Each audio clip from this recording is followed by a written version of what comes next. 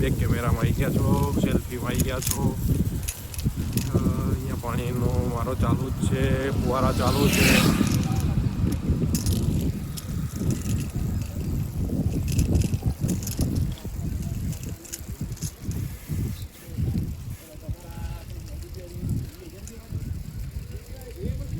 જોઈ શકો છો તમે પાછળ કેવા સારા એવા ખેતરો છે અને મોટા મોટા ખેતરો છે। લગભગ લોકોને 5 વીઘા આજુબાજુમાં ખેતર દેખાય છે મને। અમારું ગ્રુપ જઈ રહ્યું છે।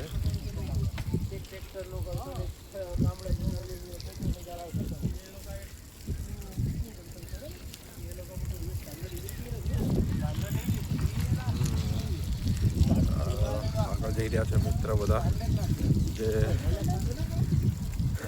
ની ધંધાકીય અને બીજી બધી પણ વાતો ચાલુ જ હોય છે, જેમાં સારો એવો ટાઈમ પાસ થઈ જાય છે।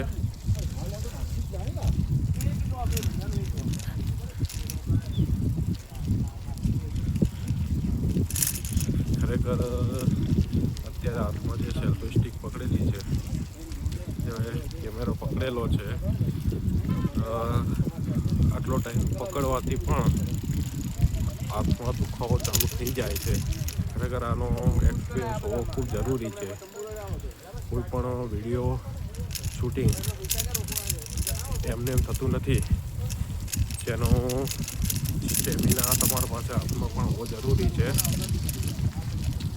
ગાડી આવી ગઈ હતી, જેનો સ્ટેમિના પણ હોવો આપણી પાસે જરૂરી છે, જેનાથી તમને એક ધારું આવી રીતે હાથમાં સેલ્ફી પકડીને અને કેમેરો પકડીને હાથમાં પણ દુખાવો થઈ જાય છે। રેગ્યુલર પકડવાથી, ડેલી પકડવાથી હેબિટ પડી જશે, ટેવ પડી જશે તો વાંધો નહીં। તમારા લોકો માટે આ બધો વ્યૂ દેખાડવા માટે કરીને અમે આ વિડીયો ડેલી માટે કન્ટિન્યુ રાખશો, જેથી તમે આ બધું દેખી શકો છો। ને ચકલીઓના કલરવ ચાલુ જ છે, જેમાં અમુક વાર રસ્તામાં મોર ઢેલ પણ દેખાઈ જાય છે અને રસ્તા વચ્ચે જ ફરતા હોય છે। દેખીએ છીએ જો આપણા નસીબો સારા હશે તો આપણાને પણ અહીંયા રસ્તામાં મોરને ઢેલને દેખવા મળી જશે। આજે થોડોક મારો વિચાર એવો છે કે આ લોકોથી બીજા રસ્તે હું જઉં અને ત્યાંથી પણ રસ્તો તમને પણ રસ્તો દેખાડું, જે રસ્તા ઉપર લગભગ 99% મોર અને ઢેલ દેખવા મળી જ જાય છે। ચોમાસામાં તો જે મોર દેખવા મળે છે એ મોર એના પીંછા ખોલીને જે કુદરતી તાંડવ કરે છે અને જે કુદરતી રીતે જે એના પીંછા ખોલીને જે દેખવાની મજા આવે છે, બહુ જબરજસ્ત હોય છે।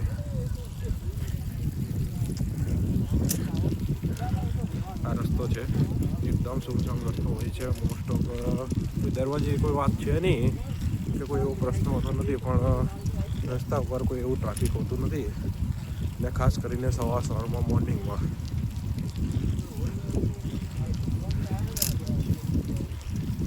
હા, એકાદ બે સાધન જતા આવતા મળી જાય ક્યાંક, પણ એનાથી કંઈ એટલો બધો વાંધો આવે નહીં આપણે સાયકલિંગમાં। અને હું કહું છું કે સાયકલિંગમાં આવા સેફ રસ્તા જ પકડવા જોઈએ, જેનાથી તમને કોઈ એક્સિડન્ટનો ભય રહે નહીં। આવતા ખેતરોમાં લગભગ બટાકા ઉગાડેલા છે। અમારે અહીંયા ડીસા નગરીમાં, જે બટાકા નગરી તરીકે ઓળખાય છે અને જેમાં સૌથી વધારે ખેતી બનાસકાંઠામાં, જે ડીસા ખાતે સૌથી વધારે બટાકાની જ ખેતી થાય છે।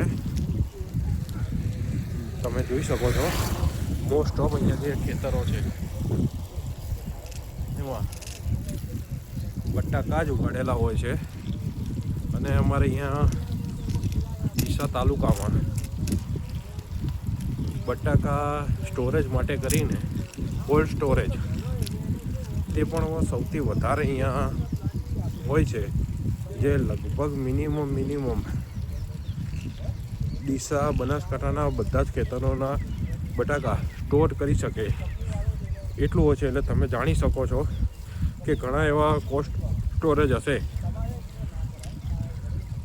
કે જે આટલા બધા ખેતરોનું સ્ટોરેજ કરી શકે.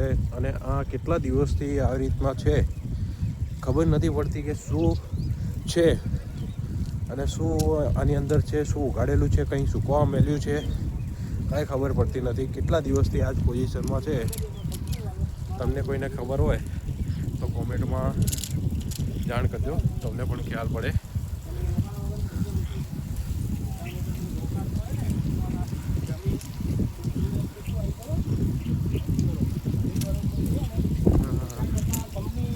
જોઈ શકો છો કેટલો સરસ એવો રસ્તો છે.